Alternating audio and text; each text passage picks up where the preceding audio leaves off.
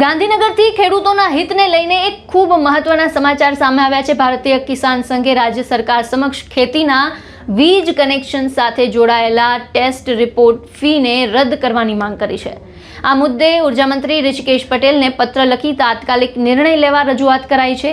ભારતીય કિસાન સંઘના જણાવ્યા મુજબ હાલમાં ખેડૂતોને નવા ખેતીના વીજ કનેક્શન અને ટેસ્ટ રિપોર્ટના નામે ફી ચૂકવવી પડે છે। એટલું જ નહીં, હાલના વીજ કનેક્શનમાં લોડ એટલે કે પાવર વધારવા માટે પણ ટેસ્ટ રિપોર્ટની ફી છે તે લેવામાં આવે છે, જેના કારણે ખેડૂતો પર વધારાનો આર્થિક બોજ પણ પડે છે।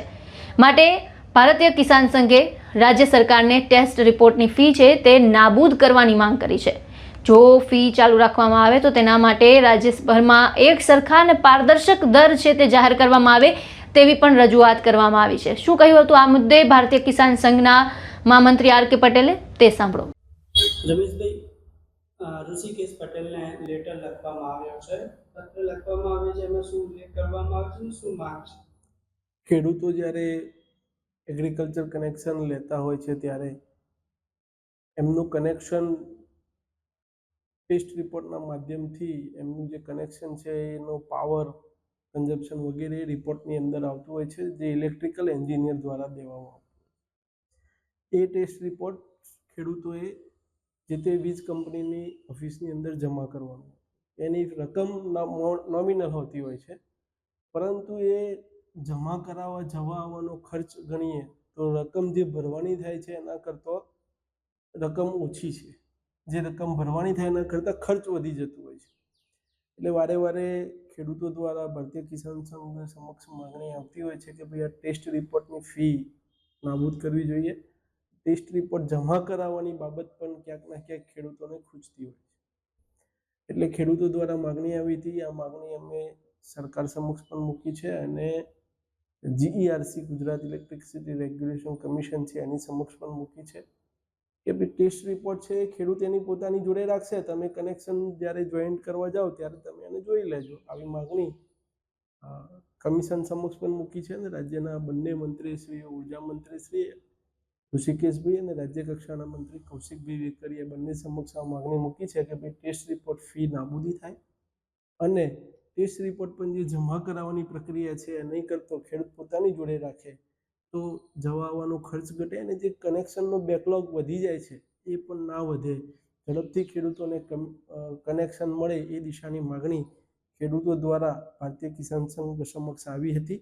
એ માગણી અમે આજે પત્રના માધ્યમથી રાજ્યના બંને મંત્રીશ્રીઓ સમક્ષ મૂકી છે। કેટલા એવા ખેડૂતો છે? ખેડૂતોની સંખ્યા તો નવા જેટલા જ કનેક્શનો, જેટલા ખેડૂતોને પણ નવા કનેક્શનો લેવાના થતા હોય છે, એટલે જ્યાં સુધી ટેસ્ટ રિપોર્ટ ભરી અને સરકાર જ્યાં ઉર્જા કંપનીની અંદર જમા નથી કરાવતા ત્યાં સુધી એમને કનેક્શન નથી મળતું, એટલે કેસો પેન્ડિંગ થતા જાય છે। તો એ કેસોનું બેકલોગ ઘટે અને ઝડપથી કનેક્શન મળવાની પ્રક્રિયા ઝડપથી થાય એ દિશા તરફ માગણી કરી છે। અગાઉ પણ એક માગણી એવી હતી, રાજ્યના ઉર્જા મંત્રી જે તે વખતે કનુભાઈ દેસાઈ હતા અને એમને સ્વૈચ્છિક લોડ વધારાની પણ જાહેરાત કરી હતી। એના એ ખેડૂતો માટે ખૂબ આશીર્વાદરૂપ સાબિત થઈ હતી। એ વખતે પણ આ જ વિષય ધ્યાને આવ્યો હતો કે ટેસ્ટ રિપોર્ટ ફરી જ્યારે લોડ વધારો થાય છે ત્યારે ટેસ્ટ રિપોર્ટ ભરવાનો થતો હતો અને ટેસ્ટ રિપોર્ટની ફી જે ઇલેક્ટ્રિકલ એન્જિનિયર જોડેથી લેવાનો થતો હતો એ લોકો પણ મનમાની કરતા હતા।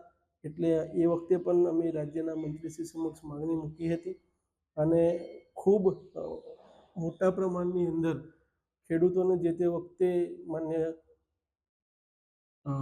ઉર્જા મંત્રી શ્રી કનુભાઈ દેસાઈએ જે યોજના મૂકી હતી એના લીધે 126, 135ના કેસોમાં પણ ઘટાડો થયો હતો અને ખેડૂતોએ હોંશે હોંશે પોતાનો લોડ જે ક્યાંક કોલમ અંદર ઉમેરવાથી, પાણી નીચે જવાથી કોલમ અંદર ઉમેરવાથી જે લોડ વધારો આવતો હતો એના કારણે દંડની પણ જોગવાઈ થતી હતી। એ દંડની જોગવાઈમાંથી પણ મુક્તિ મળી હતી અને ક્યાંક ક્યાંક લોડ વધારાના કારણે ડીપી અને જૂના વાયરો હતા એ પણ એ વખતે બદલાયા હતા। એ વખતે પણ આ વિષય ધ્યાને આવ્યો હતો કે ભાઈ ટેસ્ટ રિપોર્ટ ફરી હમણાં એવી જ ડિમાન્ડ ખેડૂતો તરફથી આવી છે, એટલે રાજ્યના ઉર્જા મંત્રી શ્રી સમક્ષ અમે આ માગણી મૂકી છે કે આની અંદરથી ખેડૂતોને મુક્તિ મળે। હવે ખેડૂતોની નજર રાજ્ય સરકારના નિર્ણય પર છે. સરકાર ટેસ્ટ રિપોર્ટની ફી રદ કરે છે કે તેના માટે એક સમાન અથવા પારદર્શક દર જાહેર કરે છે, તેના પર સૌ કોઈની નજર મંડાયેલી રહેશે.